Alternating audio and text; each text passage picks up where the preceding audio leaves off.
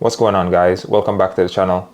Today we are discussing 10 cologne fragrances that deserve way more hype, that are hardly ever talked about. They may be overshadowed by other cologne fragrances, but they are every bit as good, if not better.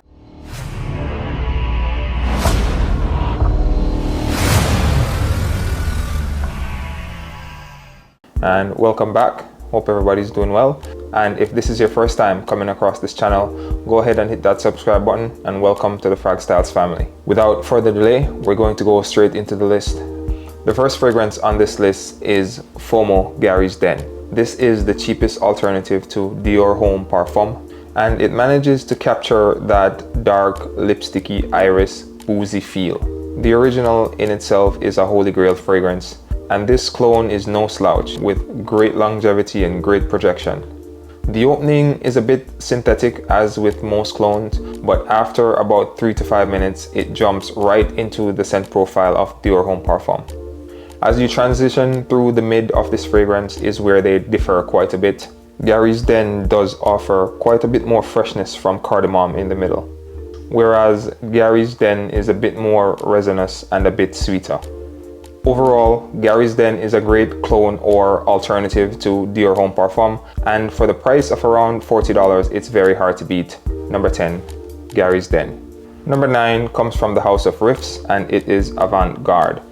Now, in my opinion, Riffs Avant Garde is still to this day the best alternative to Prada L'Homme. The original is a fresh, powdery iris fragrance. It has a great opening, and the whole scent profile is just a beauty to enjoy. And with all that being said, you still don't hear that much about it. This fragrance is readily available at online discounters for around $20 to $30. The presentation is awesome and the scent profile is spot on. The only difference that I could detect again is that this, as with most cologne fragrances, is lighter in the delivery of Prada L'Homme. This might struggle to sell because the original can be found for around $70 to $80, and for a $40 to $50 price difference, most people, and in my opinion, it is better to just go and get the original. But if the $70 or $80 price tag is still too much, then your best bet is Avant Garde by Riffs. Number 8 comes from the house of Swiss Arabia, and it is Shaghaf Oud Abyad. Now, the whole Shaghaf line from Swiss Arabia is full of bangers.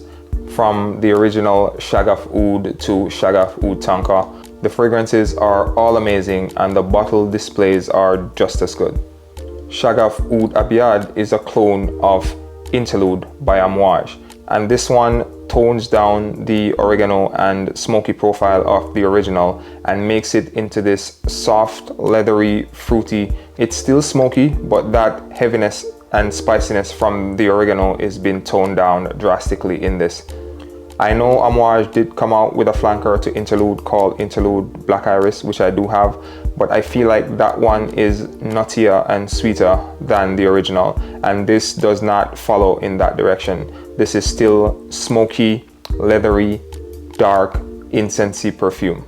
However, the added citruses in this makes it so much more wearable. This is highly underrated, and in my book, a definite 8 out of 10. And as you've come to expect from the house of Swiss Arabia, this is a beast mode performer. It lasts for hours, projects like a monster. So if you want to experience the Interlude DNA at a fraction of the price and much more wearable and easier to approach, then Shaghaf Oud Abyad is a great alternative. Number 7 on the list comes from the house of Maison Alhambra, and it is Black Origami. Now, just looking at the presentation and bottle of this, you could tell this is a clone of Black Orchid EDP from Tom Ford, and this just nails it. Absolutely phenomenal fragrance. There are not that many clones of Black Orchid on the market, and this is a standout. That dark, earthy, patchouli, dark chocolate feel, all present here. As far as one-to-one copies of other fragrances go, this is a home run. Absolute knockout. It's really not missing anything. The darkness, the earthiness, the performance, and as with the original Black Orchid, this is not a safe blind buy. This is perfumery for the brave. this is a fragrance that is suited for cold weather, nighttime wear. So if you are a lover of dark, earthy, mysterious, heavy fragrances, and you want a cheap way to get into that profile, then Black Origami is a great bet. Number 6 comes from the house of Risala or Armaf, and it is Al Alam. Now this is a clone of Shaghaf's Herba Pura, and this is just phenomenal. Sensational performer. This thing lasts for days on your clothes. And as far as scent profile goes, I'll say it's about 80 to 90%. It's not a one-to-one clone of Herba Pura. The fruitiness in here is not as ramped up, but the sweetness goes in a fresher kind of direction. And that's not necessarily a bad thing. One of the knocks against the OG is that a lot of people found it to be too sweet, somewhat cloying in its delivery of the DNA. This one is just ever so slightly fresher. So if you're looking for a fresher version of Herba Pura with beast mode performance, then Risala by Al Alam is a great option. Number 5 on our list comes from the house of Khadlaj, and it is Gaith. Now, this is a clone of Dior Sauvage Elixir. And the reason why you haven't heard much about Gaith is because there is another clone of Dior Sauvage Elixir called Latafa Assad, and that is phenomenal. This in its own right is also a phenomenal fragrance. And the reason why this is in my collection is because this offers a twist on the DNA and it adds an extra amount of vanilla. So the OG scent profile is still there, that dark, mysterious licorice style of a blue fragrance with beast mode performance still present here, but towards the mid and dry down, you are greeted with this overdose of vanilla on top of that scent profile. A lot of people find Dior Sauvage Elixir a bit hard to pull off, or younger people find it a bit too old man-ish, for lack of a better word. This twist that this fragrance offers makes it so much easier to wear that DNA. Also of note, in my opinion, the quality of the ingredients present here in Gaith is a bit of better quality, in my opinion, to that which is in Latafa Assad. Be it from mass production or whatever it may be, this, in my opinion, is a great alternative. Is it redundant to have both this and Latafa Assad? I would say it's not, because I have both and I use both. But this just offers that bit of originality, if that's a thing with clone fragrances. So that is Gaith by Khadlaj. Number 4 on our list comes from the house of Afnan Zimaya, and it is Night Shadow. Night Shadow is a clone of Ombre Nomade from Louis Vuitton, and it is a perfect combination of oud, raspberry, and rose. This took that DNA and added quite a bit of sweetness and freshness, which in turn make this so much easier to wear than Ombre Nomade. Although it is fruitier and sweeter, it is not a safe blind buy. This is still a dark, mysterious, heavy, beast mode perfume. One that I would say is not suitable for indoor encounters. This is very loud and very unapologetic. Definitely not suited for the office. This is for a man or woman that runs his own show and doesn't have to answer to anyone. And yes, there are countless other clones of Ombre Nomade on the market, but this to this day is still my choice, simply because it offers that fresher, sweeter twist to the DNA. The bottle and presentation is also very nice, very reminiscent of the OG. And again, this is not a safe blind buy. Please sample before you buy this or any other clone of this original fragrance. Very potent stuff. Number 4, Night Shadow by Zimaya. For number 3, we stay with the house of Afnan Zimaya for Al Kaser. This is a clone of Spirit of Dubai's Maiden, and it is a warm, spicy tobacco fragrance. And this is just so wonderful. I am so happy I have this dupe, because Maiden is, 1, a hard to find fragrance, and 2, quite expensive.